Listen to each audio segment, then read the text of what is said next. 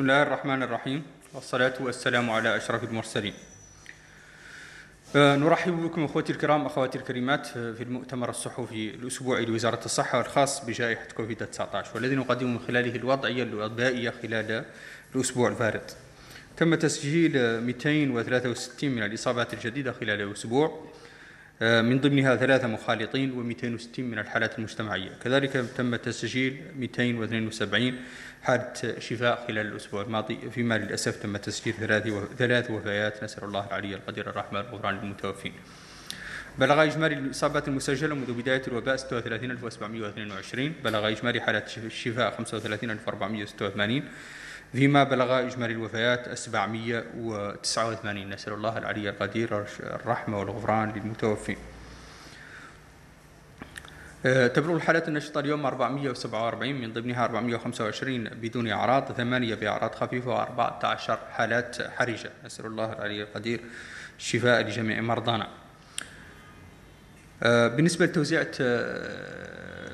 الإصابات الجديدة حسب الولايات، ولاية أدرار بالمرتبة الأولى من حيث عدد الإصابات 45 تم تسجيلها خلال الأسبوع، متبوعة بولاية الأعصاب 36، الحوض الغربي 32، 25 في نواكشوط الغربية، 22 في تير زمور، 18 في تقانت، 14 في نواكشوط الشمالية، 14 كذلك في نواذيبو، 12 في ترارزة، 11 في إنشيري، 10 في نواكشوط الجنوبية، 7 في الحوض الشرقي، 6 في قديماقة، 6 في البراكنة، و5 في قرقول.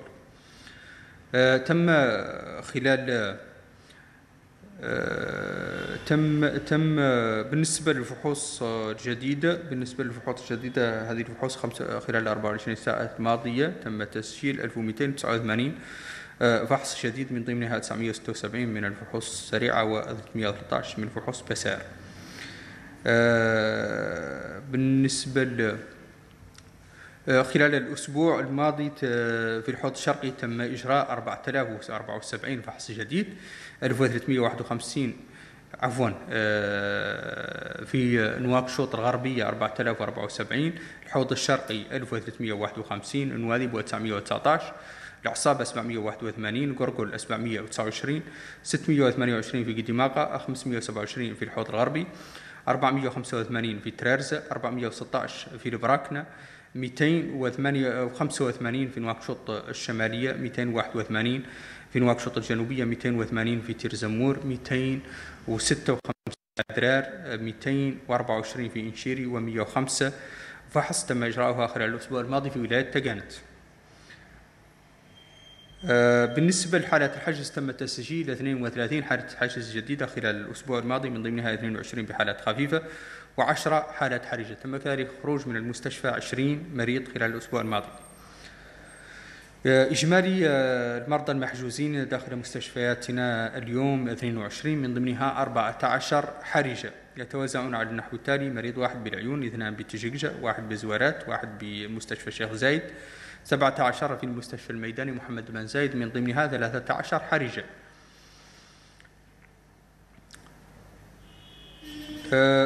بالنسبة لوضعية تلقيح، كما تعلمون إخوتي الكرام، نحن الآن في حملة وطنية، هي الحملة الوطنية الرابعة للتلقيح ضد كوفيد-19. تستهدف هذه الحملة 500,000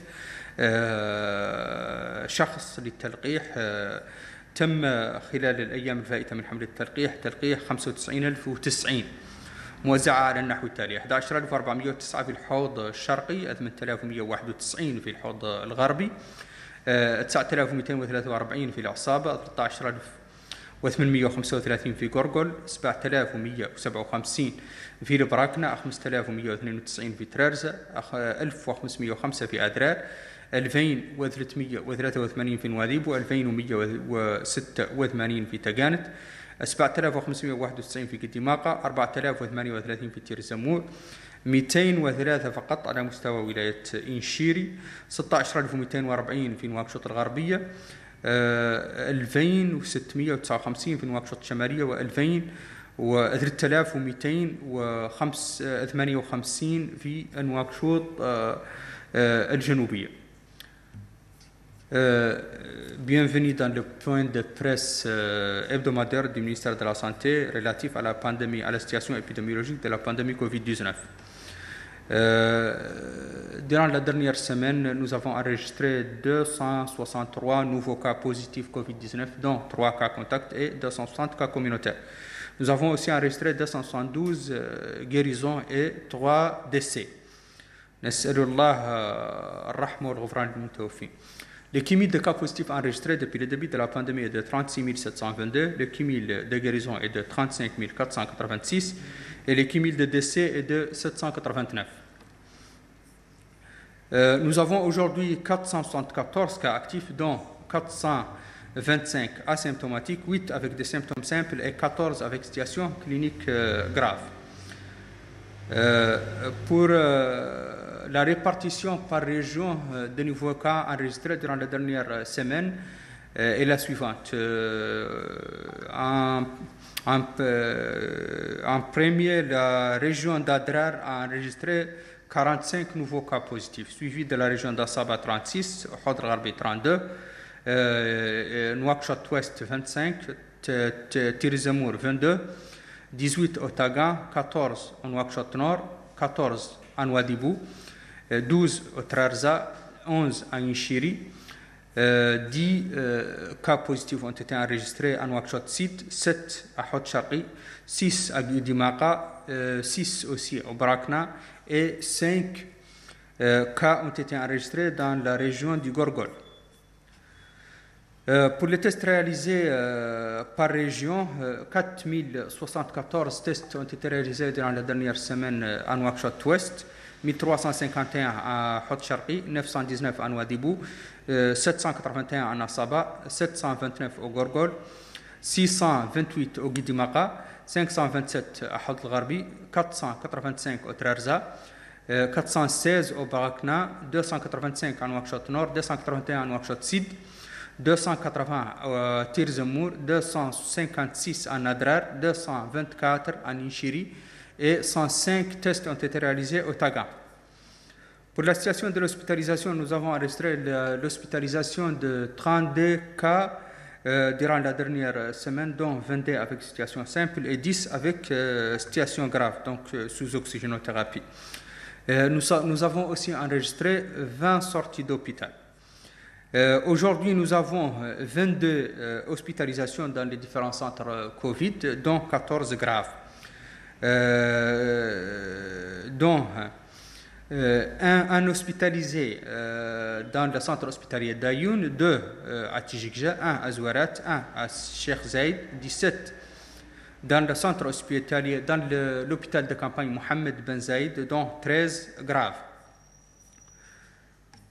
Pour la situation de la vaccination, nous sommes actuellement en campagne de vaccination contre le Covid-19. Cette campagne a démarré le 14 et les résultats depuis le début de la campagne. Donc c'est une campagne qui avait pour cible 500 000 personnes à vacciner avec le vaccin AstraZeneca. Donc aujourd'hui, nous avons un cumul de 95 090 vaccinations. C'est réparti par wilaya comme suit.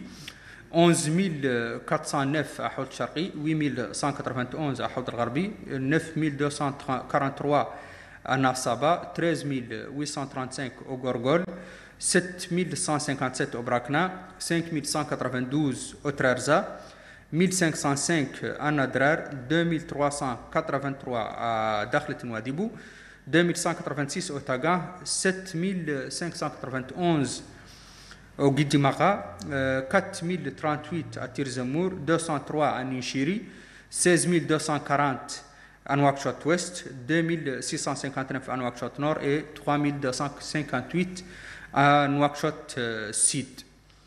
Je vous remercie.